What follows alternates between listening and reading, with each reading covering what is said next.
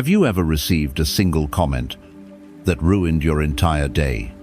Maybe it was your boss tossing a quick remark at the end of a meeting. Maybe it was a stranger online, just a few words, and suddenly your mind can't let go. You replay it, obsess over it. It loops in your head like a broken song. You thought you were confident, grounded, unshakable, but something they said hit a nerve you didn't even know you had.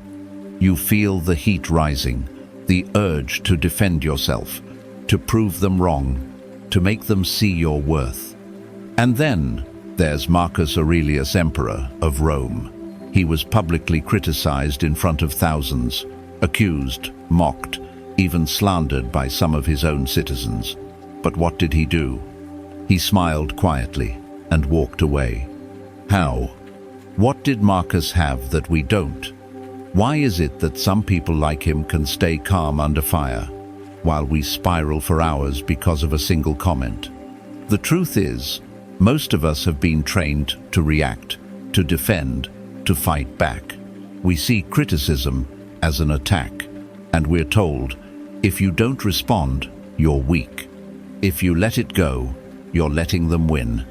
But here's what the Stoics knew, something we've forgotten. It's not the insult that harms you, it's your reaction. It's not what they said, it's what you do with it. We live in a world flooded with opinions, judgment, and anonymous voices, all trying to get a reaction. But the Stoics, they mastered the art of stillness, not by ignoring reality, but by changing their relationship to it. Epictetus once said, "If someone exposes a flaw in you, thank them. If they speak falsely, smile and walk away." Marcus Aurelius wrote in his journal, "They may say what they please. It is my task to do what is right." And Seneca warned us, "Nothing can harm you unless you allow it." The Stoics weren't emotionless. They were disciplined. They trained themselves to step back, to see clearly, to act with dignity, even when provoked.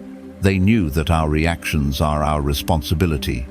That peace isn't found by silencing others, but by mastering ourselves. So when someone lashes out, judges you unfairly, twists your words, the real question isn't, how do I shut them down? The real question is, will you let them steal your calm, or will you respond with power? There is a method, a discipline, a quiet power you can train. The Stoics didn't run from conflict, but they refused to let someone else's words decide the state of their mind. Over centuries, they practiced a way of responding to judgment, a way that doesn't just protect your peace, but sharpens your character. You can use it, right now. It's called the Stoic Shield. Step 1. Observe the hit.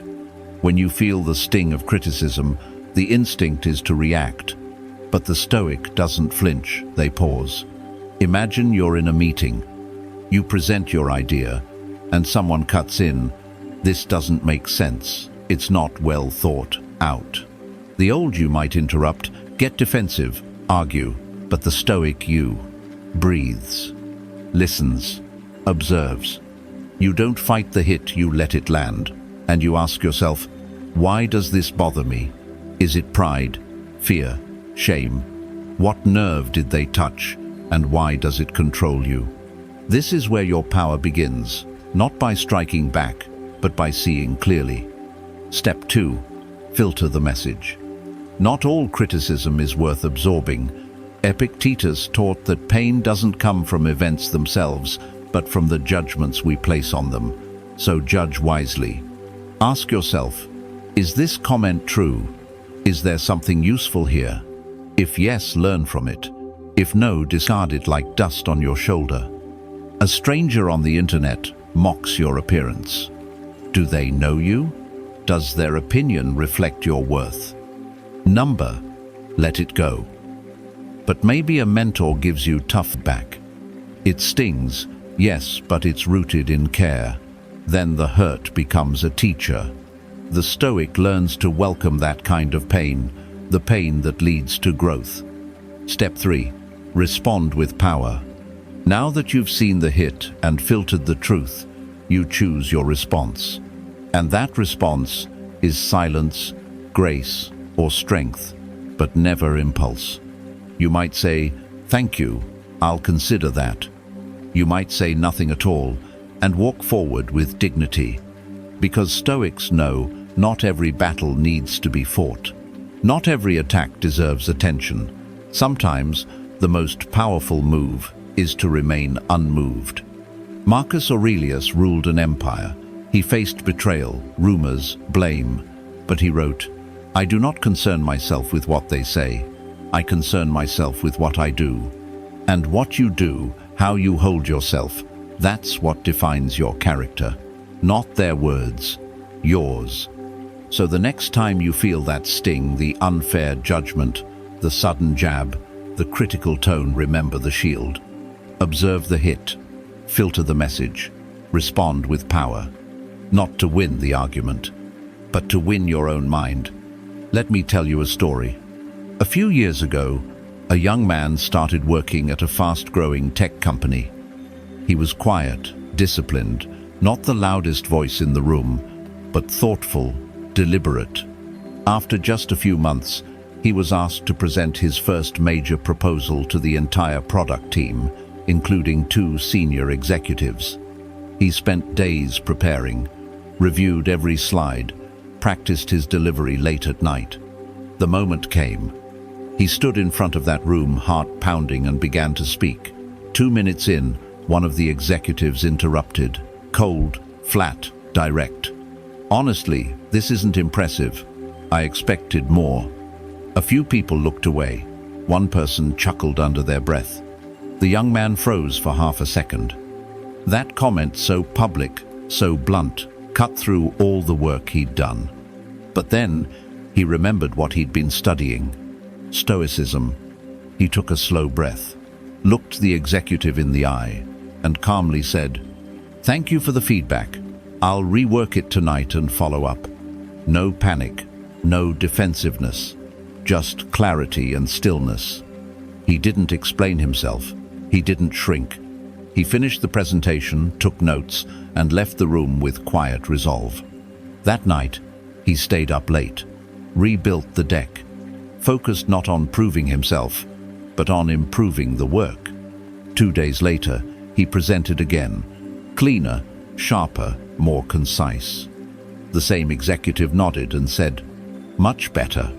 A month later, that young man was asked to lead his own product team. Not because he argued, not because he fought for validation, but because he stayed calm when tested, because he absorbed the blow and responded with strength. That's Stoicism. Not coldness, but control. Not silence from fear, but silence from power. The lesson isn't just about work, it's about life. You will be misunderstood, you will be judged, and yes, you will be criticized unfairly. But your reaction is yours. Your peace is yours to protect. Your sense of self unshakable, regardless of the storm around you. Every time you practice this, every time you stay grounded, instead of reacting impulsively, you strengthen your core. And the stronger your core, the less the world can knock you down. You see, the world will never run out of opinions. People will talk, they'll misunderstand you. Some will insult you just to see if they can shake you. But what they say is not who you are.